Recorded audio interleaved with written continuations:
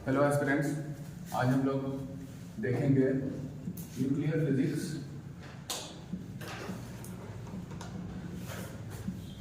और radio activity के बारे में।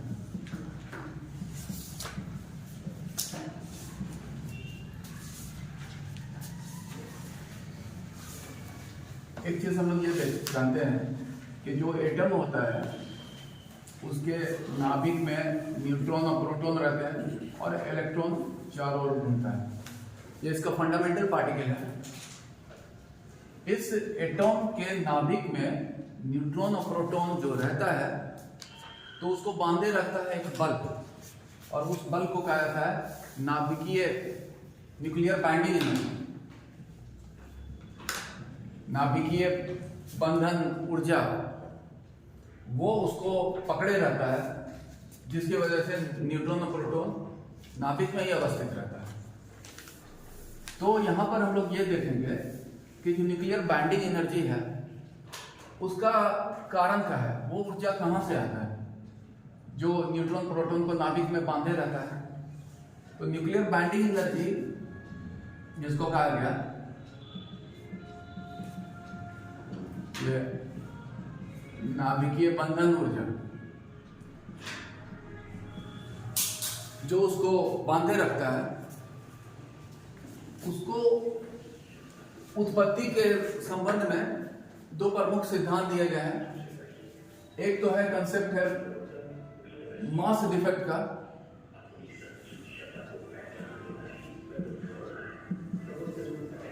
और एक मास डिफेक्ट है करने में। इसका व्याख्या है न्यूक्लियर बाइंडिंग एनर्जी की व्याख्या कहां से आ रहा है। ये जो मास डिफेक्ट जो है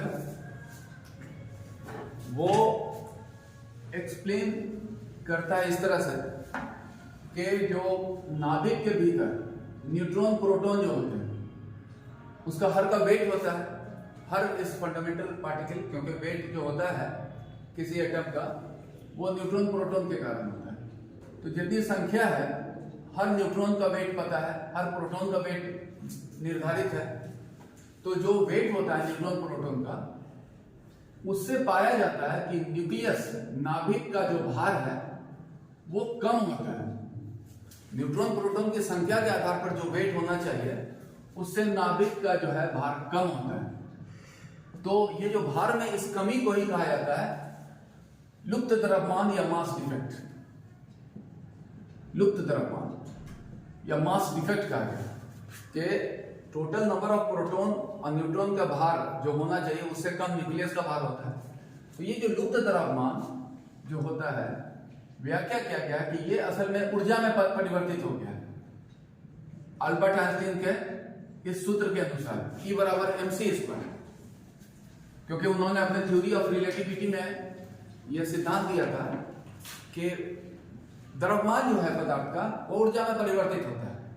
और यह इस सिद्धांत ये द्रव्यमान, क्योंकि हम लोग एक बार फिर से कहें m जो है वो द्रव्यमान पदार्थ का, E जो है वो ऊर्जा जो उत्पन्न हुआ, और c प्रकाश का वेग। ये मास डिफेक्ट का जो कंसेप्ट है एक्सप्लेन करता है कि न्यूक्लियर बाइंडिंग एनर्जी आया कहां से। एक ये एक्सप्लेनेशन। दूसरा एक्सप्लेनेशन न्यूक्लियर बाइंडिंग एनर्जी का है, वो दिया था एक जापानीज साइंटिस्ट ने दिया था, उनका नाम था युकावा का सिद्धांत है। उन्होंने कहा था अपने सिद्धांत में कि नाभिक के भीतर जो न्यूट्रॉन और प्रोटॉन रहते हैं वो एक दूसरे में बदलते रहते हैं, और इस क्रम में एक पार्टिकल बनता है, वो है मेसोन पार्टिकल की उत्पत्ति होती है, उनका यही कहना था। और ये मेसोन पार्टिकल ही जो न्यूक्लियर बाइंडिंग एनर्जी का कारण है उनके अनुसार। और ये उत्पत्ति होता है कि लगातार न्यूट्रॉन और प्रोटॉन एक दूसरे में बदलते रहते हैं और मेसोन बनता रहता है। तो ये हुआ कंसेप्ट कि न्यूक्लियर बाइंडिंग एनर्जी का, जो कि होल्ड करता है न्यूट्रॉन और प्रोटॉन को नाभिक के भीतर, उससे निकलने नहीं देता है। अब क्या है कि जितना ज्यादा मजबूत होगा न्यूक्लियर बाइंडिंग एनर्जी, उतना ज्यादा न्यूक्लियस भी मजबूत होगा। लेकिन अगर न्यूक्लियर बाइंडिंग एनर्जी कम होगा तो फिर ये जो पकड़ने की क्षमता भी कम होगा। और इसी आधार पर न्यूक्लियर बाइंडिंग एनर्जी के आधार पर ये जो न्यूक्लियस है उसको दो प्रकार में जो है डिवाइड किया गया है न्यूक्लियस को।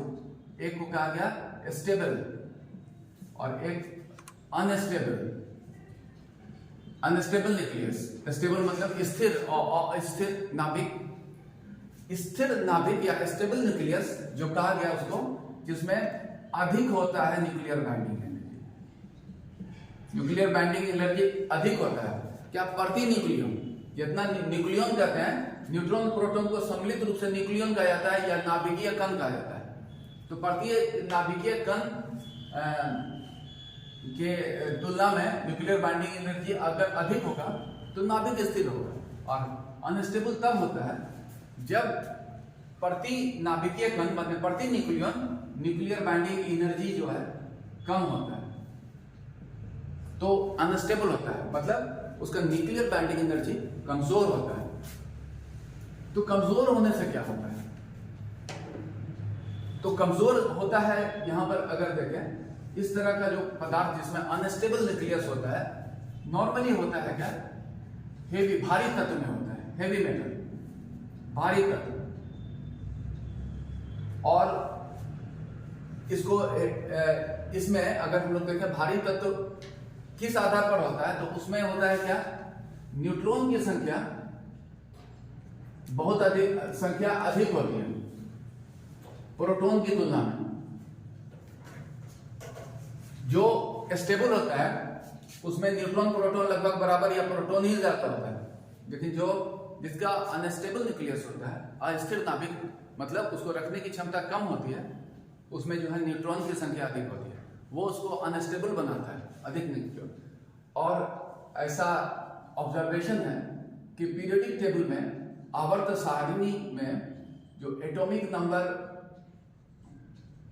81 से ऊपर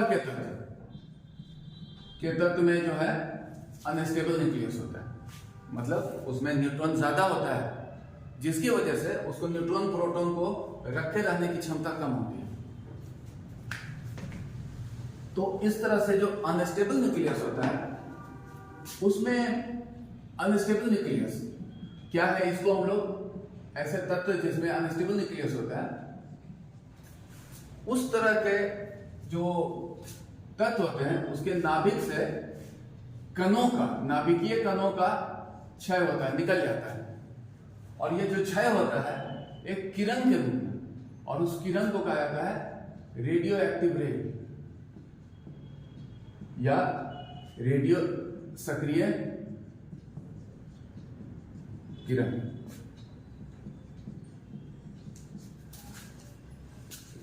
वो नाभिकीय कण का लॉस होता है, क्षय होता है, क्योंकि वो न्यूक्लियर बाइंडिंग एनर्जी प्रति न्यूक्लियन कम होता है, इसलिए उसका नाभिकीय कणों का क्षय होता है किरण के रूप में। उसको कहा जाता है रेडियो एक्टिव रे। और इस घटना को कहा जाता है, इस तरह से नाभिकीय कणों का क्षय जो किरण के रूप में होता है, इसी को कहा जाता है रेडियो एक्टिविटी, रेडियो सक्रियता। और इस रेडियो सक्रियता की घटना का खोज जो सर्वप्रथम किया था वो थे हेनरी बेकरल नाम के वैज्ञानिक, हेनरी बेकरल।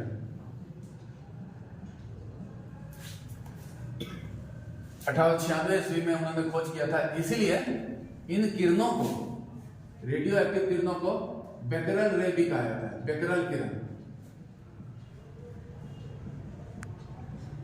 क्योंकि उन्होंने खोज किया था इसी आधार पर।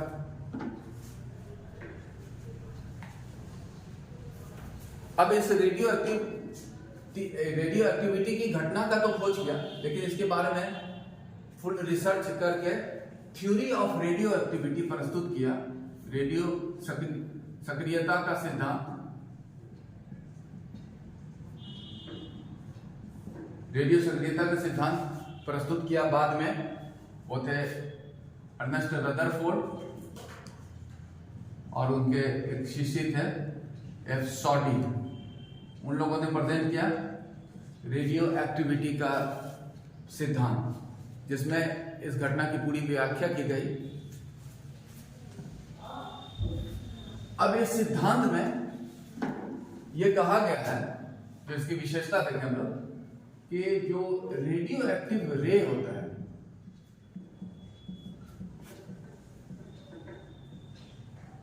बहुत प्रकार के होते हैं, 3 प्रकार के दिए गए हैं, और ये सभी जो होते हैं विजुअल आई से तो दिखते नहीं हैं, लेकिन वो फोटोग्राफिक प्लेट को प्रभावित करते हैं, फोटोग्राफिक प्लेट को जो है एक्सपोज कर देते हैं,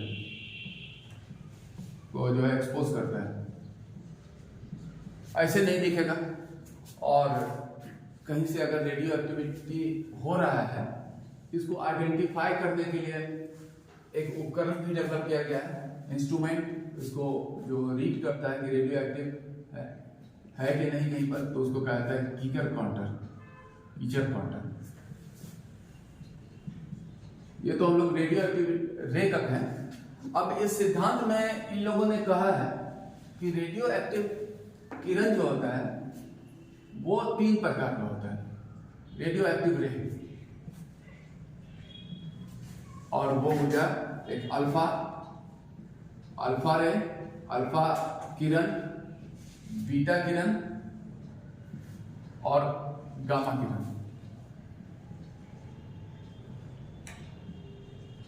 ये 3 प्रकार के किरण।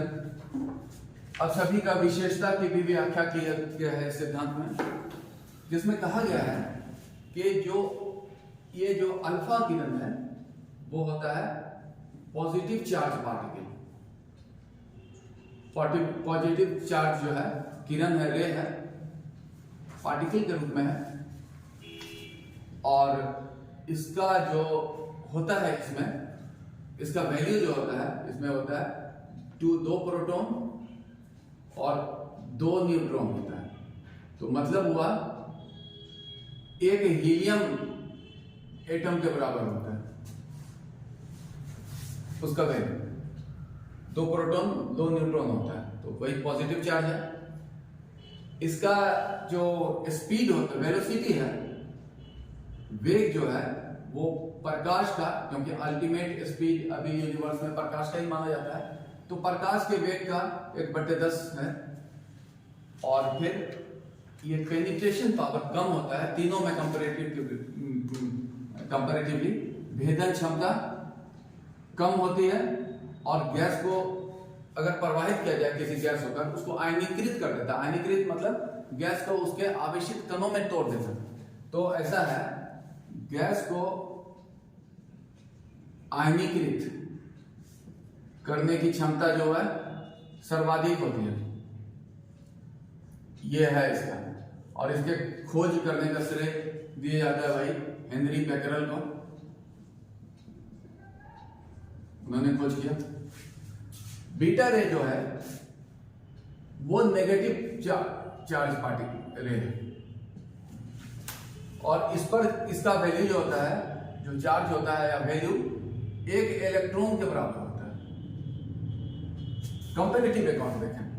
और इसका वेलोसिटी जो होता है प्रकाश के वेग के लगभग बराबर होता है, थोड़ा सा कम, प्रकाश के वेग से nearly close to the velocity of light होता है, के वेग के लगभग बराबर होता है। और इसका जो है भेदन क्षमता तुलनात्मक रूप से अधिक होता है, और आयनीकृत करने की क्षमता तुलनात्मक रूप से कम होता है। और इसके बीटा किरण को खोजने का श्रेय दिया जाता है ई रदरफोर्ड को, खोजकर्ता जो है। तीसरा देखें गामा रे, इस पर कोई चार्ज नहीं है, मतलब यह न्यूट्रल है, इलेक्ट्रिकली न्यूट्रल, उदासीन है। इस वजह से क्या खास बात हुआ कि जो चार्ज पार्टिकल होता है वो इलेक्ट्रोमैग्नेटिक फील्ड से प्रभावित होता है। विद्युतीय चुंबकीय क्षेत्र से जब गुजारा जाए तो उसके पथ में परिवर्तन होता है, तो मतलब ये जो होता है इलेक्ट्रोमैग्नेटिक फील्ड से प्रभावित नहीं होता है। उदासीन होने की वजह से फील्ड का प्रभाव नहीं होता है। और ये जो बना होता है ये ऊर्जा के छोटे छोटे पैकेट्स का बना होता है, ऊर्जा का पैकेट्स होता है। उस पैकेट्स को नाम दिया गया है फोटोन। ये फोटोन का बना होता है।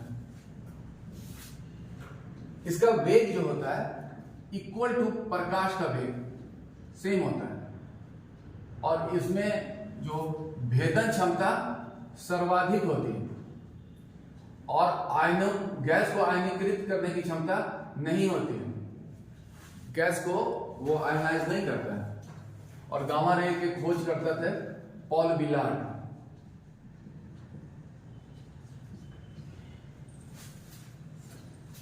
तो इस तरह से जो है 3 रेडियो एक्टिव किरण होते हैं। अब क्या है, हम लोग ये देखेंगे जो अनस्टेबल जो पदार्थ है इसमें होता ही रहता है ये, तो जिसमें रेडियो एक्टिविटी की घटना होती है तो उसको कहते हैं रेडियो एक्टिविटी जिसमें होता है। जैसे हम लोग ये बोले कि जिसमें हुआ तो वो रेडियो एक्टिव एलिमेंट है, रेडियो एक्टिव एलिमेंट। और इसका पहचान तो ये अनस्टेबल न्यूक्लियस होता है, उसमें एटॉमिक नंबर 81 से अधिक हुआ। तो यहां पर हम लोग देखें कुछ प्रकृति में प्रमुख रूप से नेचुरली ऑकरिंग जो रेडियो एक्टिव एलिमेंट है उसका उदाहरण देखें हम लोग कुछ, जिसमें यूरेनियम, थोरियम,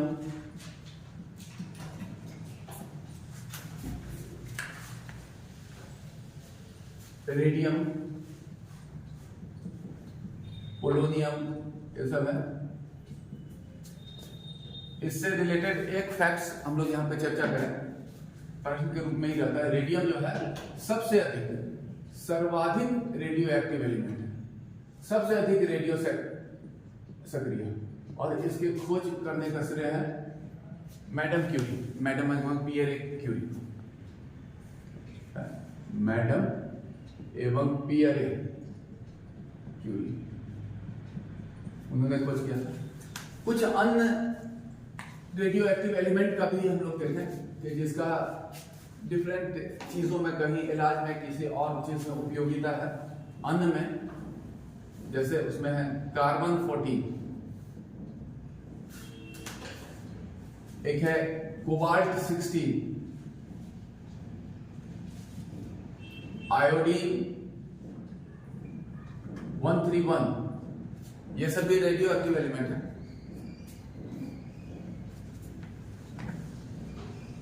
अब कोई जो पदार्थ है, जैसे अभी हम लोग ये बोले रेडियम सबसे ज्यादा रेडियो एक्टिविटी की घटना होती है, रेडियो एक्टिव एलिमेंट है। तो रेडियो एक्टिविटी जो घटना होती है उसका मेजरमेंट लिखा जाता है, तो उसका मापन की एक इकाई रेडियो एक्टिविटी जो घटना होती है तो उसके मापन की इकाई, जिस आधार पर कहेंगे कितना रेडियो एक्टिविटी निकल रहा है, वो 2 नॉर्मली यूज होता है। एक तो होता है क्यूरी और एक बैकरल वेल, बैकरल वेल होता है, क्यूरी और बैकरल। इसमें दर्शाया जाता है रेडियो एक्टिविटी की मात्रा को।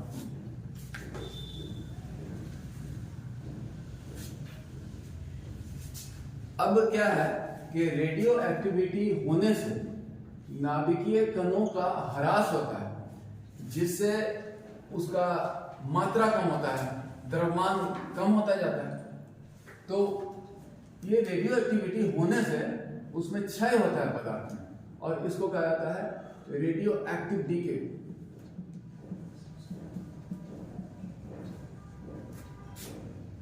रेडियो सक्रिय क्षय, उसकी घटना होती है, उसमें क्षय होता है, क्योंकि जो किरण निकल रहा है उससे नाभिकीय कणों का ह्रास हो रहा है, तो क्षय हो रहा है।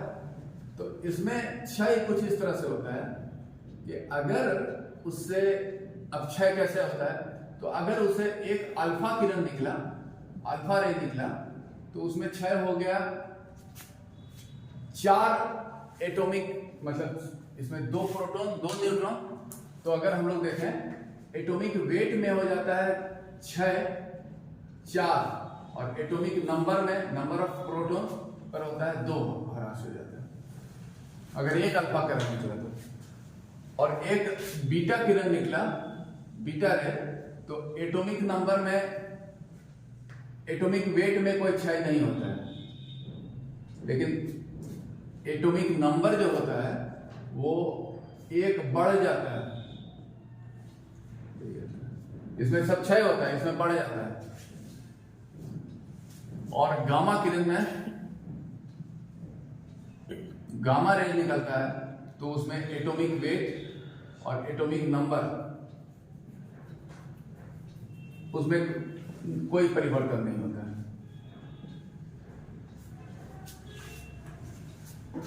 तो ये प्रोसेस जो है हर रेडियो सक्रिय पदार्थ में कंटिन्यू चलता ही रहता है, तो चलता ही रहता है।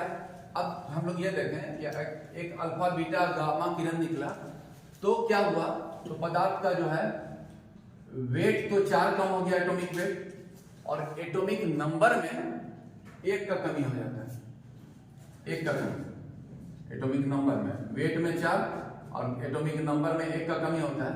और एटॉमिक नंबर पर, जो कि नंबर ऑफ प्रोटॉन है, वो उस पर निर्भर करता है पदार्थ का गुण। तो जो है इस वजह से नए पदार्थ का उदय होता है, उदय होता है, क्योंकि उसका बदलता है, नए पदार्थ का होता है, नए गुण वाले पदार्थ का उदय होता है। और इस घटना को कहा जाता है कि इस रेडियो एक्टिव, मतलब ये डीके हुआ कि क्षय हो रहा है, तो इस घटना को कहा जाता है ट्रांसम्यूटेशन। ये रेडियो एक्टिविटी सही है। और इस तरह से निर्मित नए पदार्थ को कहा गया ट्रांसजेनिक एलिमेंट।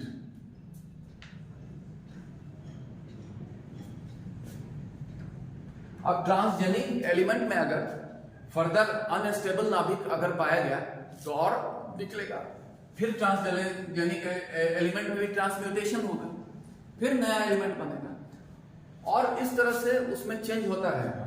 और यह है कि हर रेडियो एक्टिव एलिमेंट अंत में स्टेबल न्यूक्लियस प्राप्त होगा, तो फिर उससे रेडियो एक्टिविटी नहीं होगा।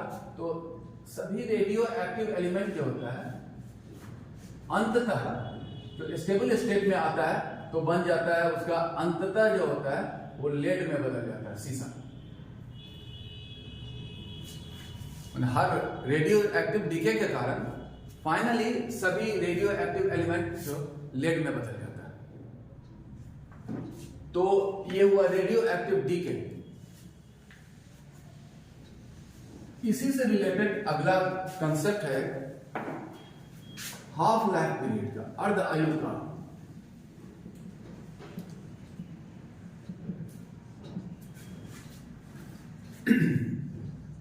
क्योंकि उससे नाभिकीय कणों का ह्रास हो रहा है। जैसे हम लोग बोले एक अल्फा बीटा गामा किरण निकला तो 4 एटॉमिक वेट में कमी हुआ, 1 एटॉमिक नंबर में कमी हुआ, ट्रांसम्यूटेशन हुआ, ट्रांसजेनिक एलिमेंट बना, और अंततः सब लेड में बदल जाता है। तो यहां पर क्या है, उसके द्रव्यमान में क्षति हो रही है। अब ये होता है कि एक रेडियो एक्टिव एलिमेंट का जो द्रव्यमान में क्षति हो रही है, तो जैसे हम लोग कहें 1 केजी है तो आधा केजी होने में कितना समय लगता है, तो जो आधा केजी में होने में समय लगता है, आधा हो जाने में लगता है रेडियो एक्टिविटी के कारण, उसी को कहा जाता है हाफ लाइफ पीरियड। फिर आधा से 1/4 केजी होगा, वो भी उतना ही समय हो, एक्स टाइम लगा तो इसमें भी एक्स टाइम लगेगा। और 1/4 केजी से 1/8 केजी में होगा तो उसमें भी एक्स टाइम लगेगा, वो टाइम फिक्स होता है।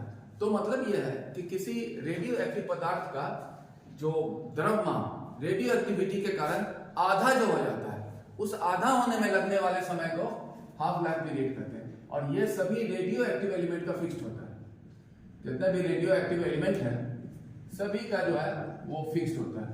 और अभी सभी का जो रेडियो एक्टिव एलिमेंट है सभी का हाफ लाइफ पीरियड पता है। और जो अभी हम लोग एक कार्बन 14 का उदाहरण दिए थे, जिसका उपयोग किया जाता है कार्बन डेटिंग मेथड में, रेडियो हाफ लाइफ पीरियड पता है, इसलिए जैसे पुराना जो आर्कियोलॉजिकल कुछ अवशेष मिलता है, पुरातात्विक अवशेष, ऐतिहासिक अवशेष, उसके समय का निर्धारण करने में कार्बन 14 का मेथड जो है कार्बन डेटिंग मेथड करते हैं, उसका उपयोग किया जाता है।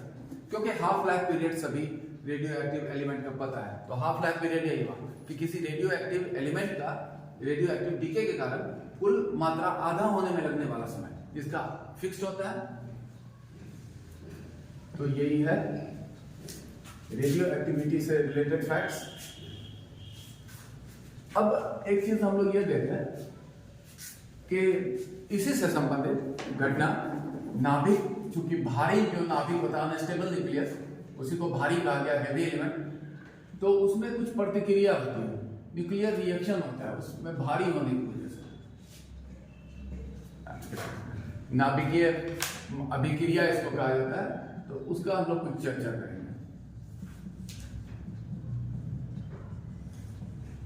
तो जो यहां पर हम लोग देखेंगे नाभिकीय अभिक्रिया, दो प्रकार का नाभिकीय अभिक्रिया। एक को कहा जाता है न्यूक्लियर फ्यूजन रिएक्शन,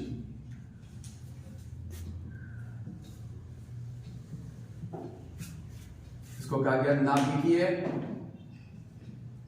विखंडन प्रतिक्रिया।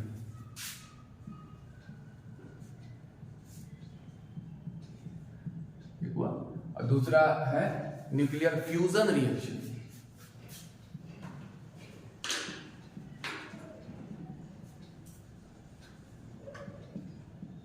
इसको कहा गया नाभिकीय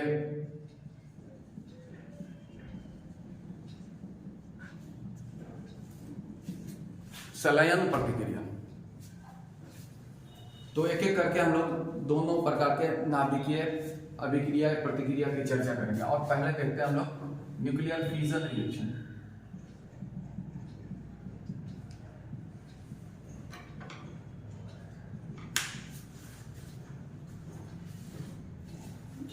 जो न्यूक्लियर फ्यूजन रिएक्शन है,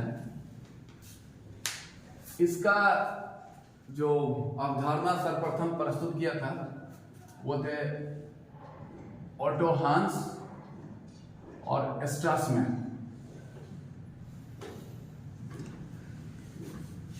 का प्रयोग था, उनका प्रयोग ही जो है उसके द्वारा इस नाभिकीय विखंडन प्रतिक्रिया की अवधारणा को प्रस्तुत किया गया। तो क्या था प्रयोग उनका?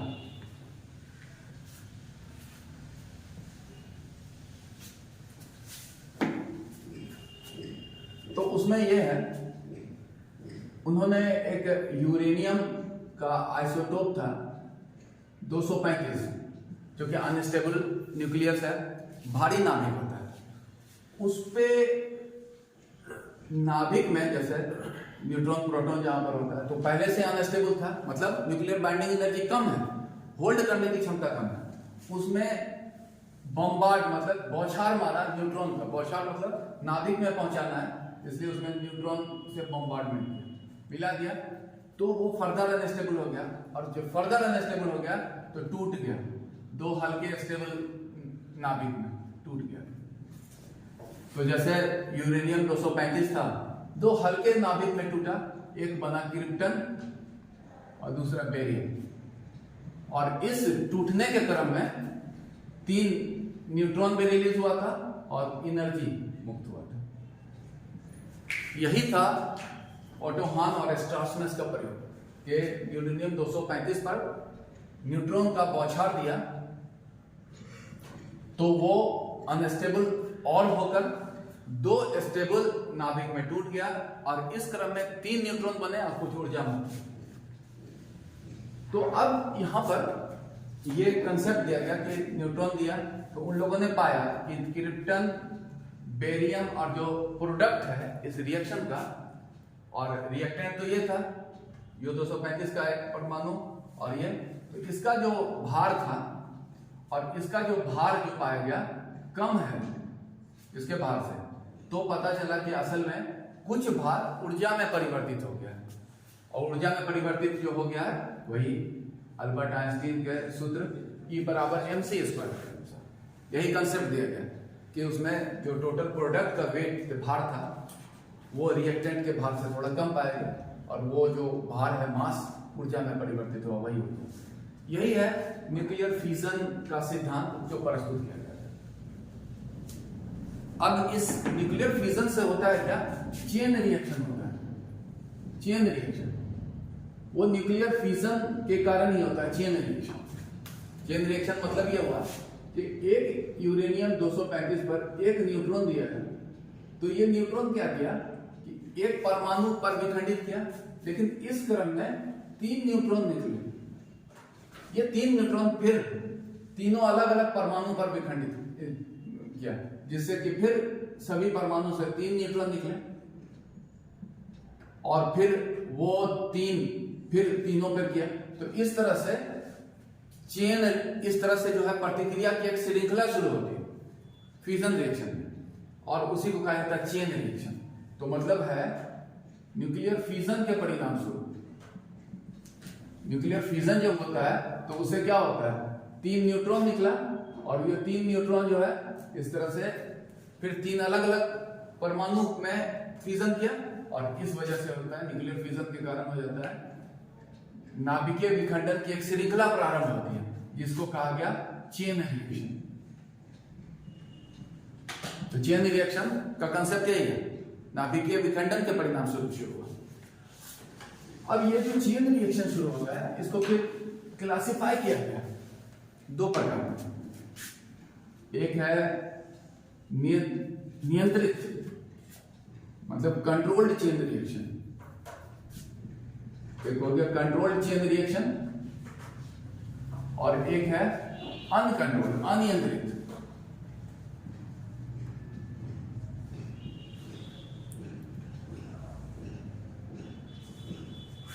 इस तरह का जो है चेन रिएक्शन नाम दिया गया। अब इसमें है क्या कि जो कंट्रोल चेन रिएक्शन होता है, इसमें ये जो रिएक्शन है इसको कंट्रोल किया जाता है। तो कंट्रोल करने के लिए उपकरण होता है, और उस उपकरण को कहा जाता है, जहां पर कंट्रोल चेन रिएक्शन कहा जाता है, न्यूक्लियर रिएक्टर। तो न्यूक्लियर रिएक्टर में होता है नाभिकीय संयंत्र कहते हैं उसको, जहां पर ये न्यूक्लियर फिजन रिएक्शन पर उसके दर को कंट्रोल किया जाता है। तो कंट्रोल कैसे किया जाता है? इस कंट्रोल करने के लिए उपयोग किया जाता है, नियंत्रण करने के लिए जो उपयोग किया जाता है 2 चीज का। एक होता है इसमें मॉडरेटर, मंथक कहते हैं इसको, मॉडरेटर, और एक है न्यूट्रॉन एब्जॉर्बर, मतलब न्यूट्रॉन का अवशोषण, न्यूट्रॉन का अवशोषण।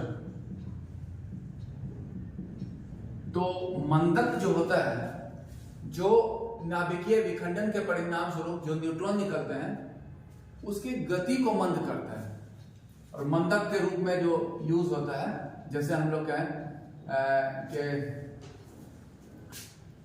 हेवी वाटर ड्यूटेरियम ऑक्साइड का है उसको, भारी जल, उसके बाद ग्रेफाइट रॉड, ग्रेफाइट की छड़, ये सब मंदक, मतलब ये न्यूट्रॉन के वेग को कम करता है, और ये जो है न्यूट्रॉन का अवशोषण करता है। और इसके लिए ये जो यूज किया जाता है कैडमियम का छड़, या फिर बोरोन, कैडमियम बोरोन का रॉड, ये नियंत्रण किया जाता है। तो इसमें होता है क्या कि जैसे अगर कैडमियम ज्यादा जाते हैं तो ज्यादा अवशोषण होगा और स्पीड घट जाएगा। जैसे हम लोग कहें 2 को हम लोग कर लें तो 1 ही चेन चला, फिर 2 कर लें 1 चेन चला, फिर इससे 3 निकला, 2 का करे 3 चला। तो कैडमियम के छड़ डालने से इस तरह से स्पीड कंट्रोल होता है, और अगर बढ़ाना है तो कम करेगा, जैसे कैडमियम निकाला जाएगा तो उसका स्पीड बढ़ जाएगा। तो यही है, इसी सिद्धांत पर यह काम करता है। और इस तरह से कंट्रोल वे में जो ऊर्जा प्राप्त किया जाता है तो फिर उसका उपयोग होता है। तो इसका उपयोग किया जाता है, न्यूक्लियर रिएक्टर से जो ऊर्जा प्राप्त होता है उसका उपयोग किया जाता है पावर जनरेशन, क्योंकि उस ऊर्जा विद्युत उत्पादन होता है, और उस ऊर्जा का प्रयोग वही गर्म पानी किया जाता है, वेपर बनाया जाता है, उससे टरबाइन चलाया जाता है, फिर विद्युत बनता है इसका। तो ये तो हुआ कंट्रोल चेन रिएक्शन। और अनकंट्रोल्ड में कि एक नाभिक में जो विखंडन हुआ तो 3 न्यूट्रॉन मिले तो फिर 3 तो अनकंट्रोल्ड हो गया। तो इसलिए उसमें बहुत कम समय में सभी में बहुत हो जाता है अणुओं में विखंडन, तो बहुत कम समय में बहुत अधिक ऊर्जा या ऊष्मा निकलती है। और इस वजह से जो है इस तरह का आदमी उपयोग नहीं कर पाता, तो बॉम्ब का रूप ले लेता है अनकंट्रोल्ड चेन रिएक्शन। तो इसमें क्या होता है, इस सिद्धांत पर आधारित है एटम बॉम्ब, इस सिद्धांत पर आधारित है एटम बॉम्ब, जिसमें अनकंट्रोल्ड चेन रिएक्शन होता है। और क्या है कि जिसमें जिस पदार्थ में फ्यूजन होता है, तो इसमें फिजाइल मटेरियल यूज किया जाता है। जिसमें फ्यूजन होता है तो इसमें फिजाइल मटेरियल यूज किया जाता है, जिसमें फ्यूजन होता है। तो एटम बम के निर्माण में जो फिजाइल मटेरियल यूज किया जाता है या किया गया था, इसका देखा भी गया। इस पर फिजाइल मटेरियल के रूप में हम लोग क्या है, यूरेनियम 235 है, प्लूटोनियम 239, मतलब इसमें फिजन होता है। और एटम बम बनाने में इन्हीं मटेरियल का यूज होता है। एक चीज और है कि इस अनकंट्रोल्ड चेन रिएक्शन मतलब एटम बम का विस्फोट करने के लिए क्या है कि सभी फिजाइल मटेरियल का एक निश्चित मात्रा चाहिए। और दोनों U235 239 का निश्चित मात्रा, जहां पर कंट्रोल अनकंट्रोल्ड चेन रिएक्शन शुरू होगा, वो निश्चित मात्रा उसको कहा जाता है क्रिटिकल मास। तो क्रिटिकल मास का कंसेप्ट है क्रांतिक द्रव्यमान। तो क्रांतिक द्रव्यमान वो हुआ कि उस फिजाइल मटेरियल का एक निश्चित मात्रा की आवश्यकता होती है, न्यूनतम मात्रा की आवश्यकता होती है जब अनकंट्रोल्ड चेन रिएक्शन शुरू किया जाए। और उस निश्चित मात्रा को कहा जाता है क्रांतिक द्रव्यमान। उससे कम होगा तो फिर वो अनकंट्रोल्ड चेन रिएक्शन शुरू नहीं होगा। ऐसे अगर देखा जाए तो U235 का क्रिटिकल मास कम होता है, कम नहीं हो जाता है, और प्लूटोनियम 239 का कंपैरेटिवली ज्यादा होता है। इसलिए जो पहला एटम बॉम्ब जो गिरा था वो हिरोशिमा पर जो गिरा था 6 अगस्त 1945 को, तो वो था यूरेनियम 235 का, तो कम उसका क्रिटिकल मास था, इसलिए उसका नाम रखा गया था लिटिल बॉय। और प्लूटोनियम का चूंकि क्रिटिकल मास ज्यादा है, कंपैरेटिवली बड़ा यूज करना पड़ता है, इसलिए उसका नाम दिया गया था उस पहले बम का जो नागासाकी पर गिरा था, प्लूटोनियम 235 बेस था, उसका नाम था फैटमैन, क्योंकि उसका क्रिटिकल मास ज्यादा था। तो ये क्रिटिकल मास का कंसेप्ट हुआ। जैसे एक चीज हम लोग देखते हैं, एटम बॉम्ब बहुत ही घातक विपन है।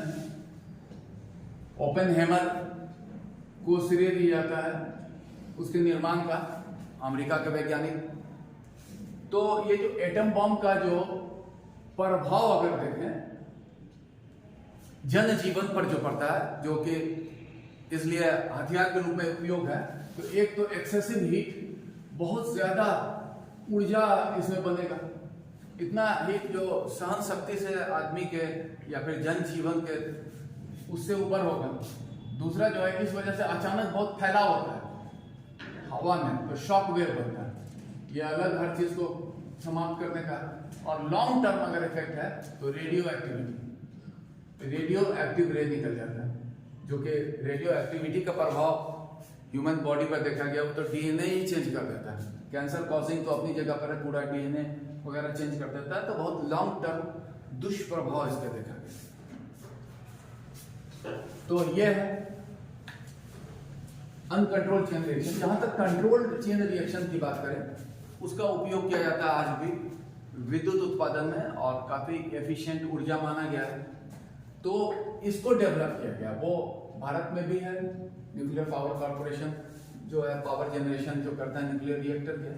तो शुरुआती रिएक्टर का नाम भी हम लोग देखेंगे, लेकिन सबसे पहले हम लोग देखें तो न्यूक्लियर रिएक्टर जिसमें कंट्रोल चेन रिएक्शन की व्यवस्था की गई, जो कि आदमी के लिए काफी उपयोगी हुआ। तो इसका जो विकास जो हुआ था, इस चीज को देखें, विकास वो 1940 के दशक में किया गया था। एक परियोजना बना था अमेरिका में, उसको कहा गया मैनहट्टन परियोजना, मैनहट्टन प्रोजेक्ट। जो नेतृत्व किए थे इस प्रोजेक्ट का एनरिको फर्मी, उनके नेतृत्व में होता है। और इनके नेतृत्व वाला जो था परियोजना, वो न्यूक्लियर रिएक्टर बनाया था और फिर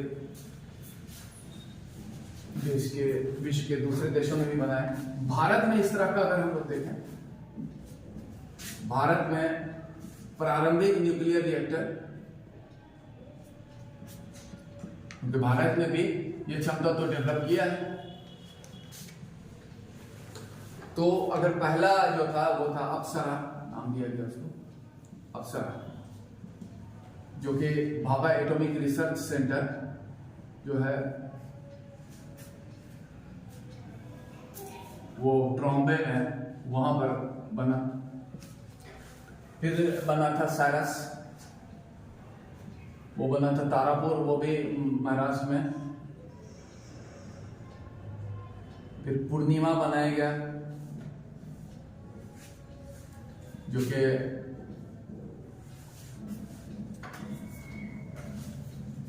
वही बार्क में बना।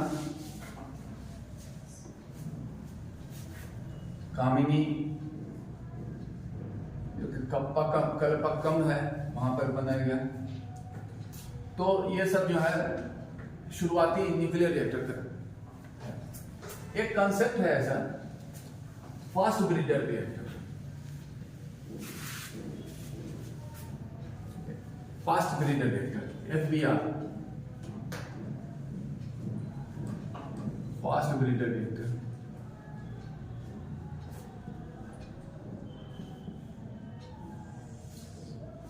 क्योंकि भारत में भी है एक फास्ट ब्रीडर रिएक्टर कलपक्कम में। तो फास्ट ब्रीडर रिएक्टर अपने आप में एक टेक्नोलॉजी का विकास है, और इसको जो परिभाषित किया गया ऐसा कि ऐसा रिएक्टर में तो न्यूक्लियर ईंधन की जरूरत होती है, तो जिसमें ईंधन जितना उपयोग किया जाता है ईंधन, उससे अधिक ईंधन वो बाय प्रोडक्ट के रूप में देता है। यही है, जितना ईंधन इस रिएक्टर में यूज किया गया तो उससे जो बाय प्रोडक्ट निकलता है वो ज्यादा ईंधन देता है। तो क्या है, अब भारत का देखें, भारत में जो फास्ट ब्रीडर रिएक्टर है वो कलपक्कम है, चेन्नई, वहां पर प्लांट है। तो वो कलपक्कम में जो है इसमें यूज किया जाता है इनरिच्ड यूरेनियम 235,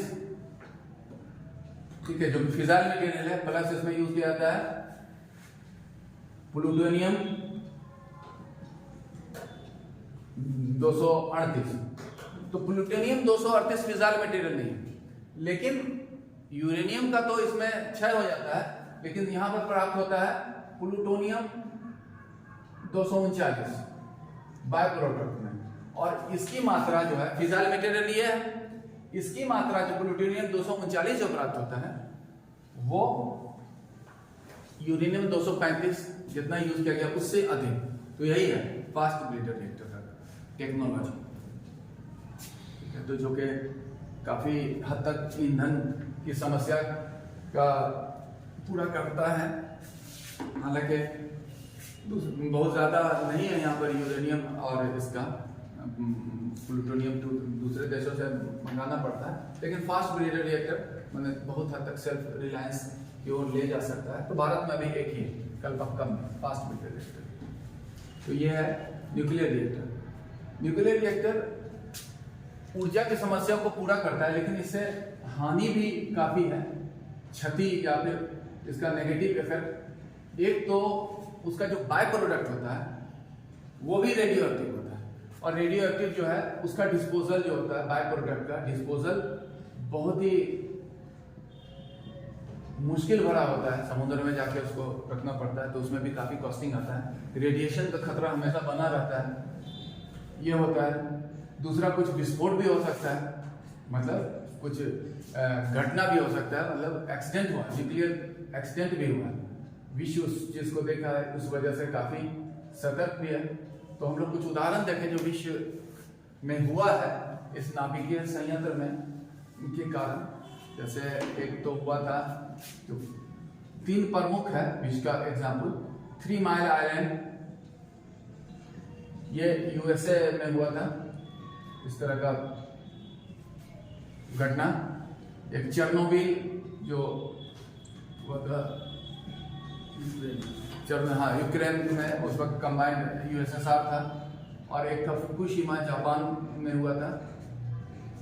ये सब जो घटना जो इन जगहों पर हुआ था न्यूक्लियर रिएक्टर का, काफी विध्वंसकारी और पूरे ह्यूमन रेस के लिए बड़े, और जनजीवन, एक्वेटिक लाइफ और सब चीज के लिए हानिकारक माना गया था। ये सब इसका नेगेटिव इफेक्ट भी है।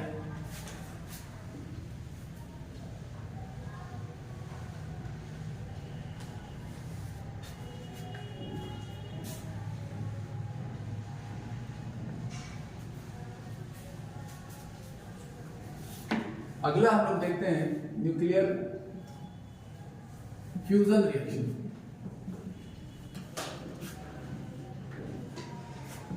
नाभिकीय संलयन प्रक्रिया।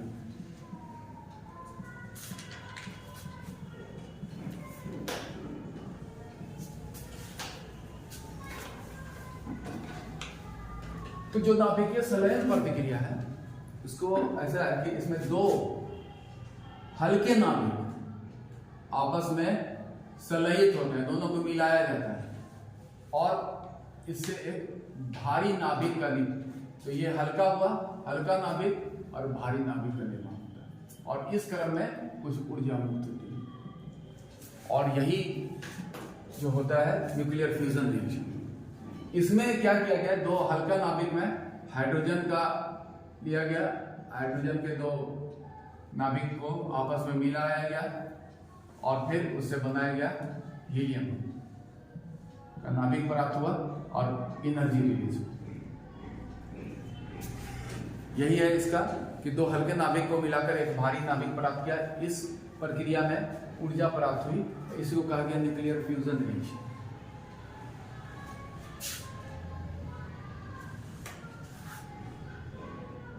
तो इसमें क्या है कि दोनों जो है घनावेशित नाभिक है, एक ये हुआ। दूसरा जो इसमें जो वेट जो हुआ दोनों का, हीलियम और प्राप्त हाइड्रोजन का, इसका भार कम पाया गया। तो भार कम हुआ तो पता चला जो भार जो कम हुआ कहाँ गया, तो ऊर्जा में बदल गया, E बराबर mc square, theory of relativity के सूत्र के अनुसार वहां पर ऊर्जा निकला। इसमें जो है 2 घनावेशित नाभिक जो होता है वो संलयित होते हैं, मतलब पॉजिटिव चार्ज जो दोनों होता है, न्यूक्लियस को मिलाया जाता है, फ्यूजन होता है। तो ये जो है नॉर्मल क्या है कि घनावेश माने सिमिलर जो चार्ज के बीच में तीव्र विकर्षण का बल, फोर्स ऑफ रिपल्सन काम करता है, तो उसके अगेंस्ट में काम करके इसको मिलाना है, तो उसके लिए बल बनाया जाता है। इसलिए इसके लिए बहुत अधिक, वो बल कैसे होता है, बहुत ही अधिक तापमान की जरूरत होती है, और उसमें दबाव होता है बहुत ज्यादा, मतलब इसमें तापमान तो 10⁸ के ऐसा कहा गया है बहुत, और इतना ज्यादा तापमान और दबाव सामान्यतः पृथ्वी पर नहीं होता है, ये नहीं होता है। तो चूंकि पॉजिटिव चार्ज को करना है, इतना अधिक तापमान की जरूरत होती है इसको करने के लिए, इसलिए इस न्यूक्लियर फ्यूजन रिएक्शन को थर्मोन्यूक्लियर रिएक्शन भी कहा जाता है।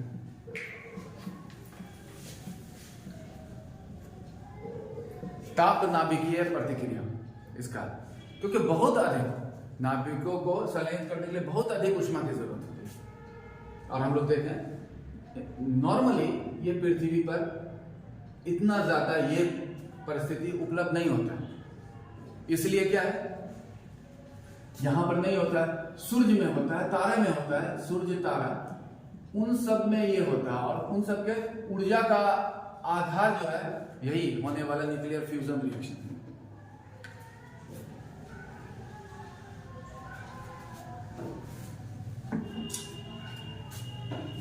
और इसमें कोई पॉल्यूशन भी नहीं है। जैसे हम लोग बोले सामान्यतः पृथ्वी पर नहीं हो सकता है, लेकिन क्या है कि ये जो ऊष्मा और दबाव की स्थिति जो उत्पन्न होती है, तो अगर पहले न्यूक्लियर फ्यूजन रिएक्शन किया जाए, वही एटम बॉम्ब वाला फ्यूजन रिएक्शन किया जाए, ठीक है, अनकंट्रोल चेन रिएक्शन करा दें, तो उससे क्या हो जाएगा, वही होता है, इतना तापमान दबाव की स्थिति प्राप्त हो जाएगी। और उसके बाद ये परिस्थिति प्राप्त हुए जो इसका रिक्वायरमेंट है, और उसके बाद फिर तब हो सकता है न्यूक्लियर फ्यूजन, उसके बाद हो सकता है। और इसी सिद्धांत पर आधारित है हाइड्रोजन बॉम्ब, जिसमें यही कंसेप्ट है कि न्यूक्लियर फ्यूजन के पश्चात वो परिस्थिति प्राप्त होगी और जिसमें के बाद फिर न्यूक्लियर फ्यूजन हो सकता है। तो ये हालांकि एक्सपेरिमेंटल लेवल पर बहुत से ऐसे प्रयोग किए जा रहे हैं पृथ्वी पर कि सक्सेसफुली न्यूक्लियर फ्यूजन रिएक्शन किया जा सके। और अगर मानव जाति इसका इस तरह से उपयोग करने में सफल होगा, तो माना जाता है ऊर्जा की जो समस्या है वो बहुत हद तक पूरी हो जाएगी, क्योंकि हाइड्रोजन भी प्रचुरता से उपलब्ध है और ये कोई हानिकारक पदार्थ भी नहीं है। क्योंकि न्यूक्लियर फ्यूजन का जो होता है काफी हानिकारक होता है, उसमें दुर्घटनाएं भी होती हैं और उसका जो बाय प्रोडक्ट होता है वो भी रेडियो एक्टिव होता है, बहुत ज्यादा एक्सपोजर हो सकता है। तो ये हुआ न्यूक्लियर फ्यूजन का, और ये टॉपिक को हम लोग यहीं पे खत्म करते हैं। Thank you.